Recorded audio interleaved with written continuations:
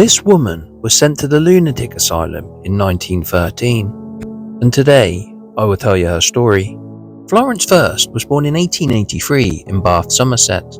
The 1911 census shows she had two daughters, Florence aged 4 and Freda aged 1. She was admitted to the asylum on July 17, 1913. She was noted as being 4'10" and weighing 6 stone 8 pounds.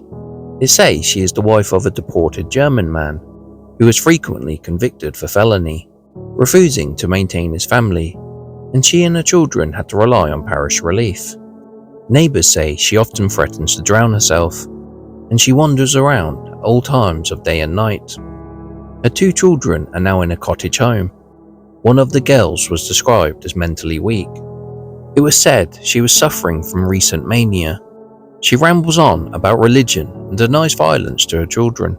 She hears voices. Mrs. Long and Mrs. Mansfield and her brother talk to her incessantly, and her head is bad, bursting with them all. July 18, 1913. Had outbursts of prayer during the night, very noisy and excited.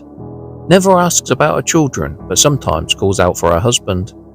July 7, 1914. She is unstable, restless, and complains of a headache and sleeplessness. She constantly complains of non-existent ailments. October 20th, 1914. Complains of insomnia, but refuses medicine. She is quieter and industrious about the ward, and employs herself in needlework. She now imagines her sense of taste and smell are gone, but complains of bad smells. March 24th, 1915. She is becoming weaker and was visited in response to a sick note sent. Very feeble now and unable to swallow. On a milk diet. April 8th, 1915. Gradually sank and passed away today in the presence of Nurse May Griffiths at 1:30 p.m, aged 33.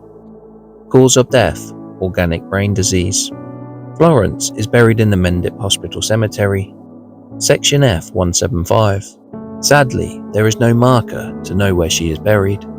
So rest in peace, Florence. You will be remembered.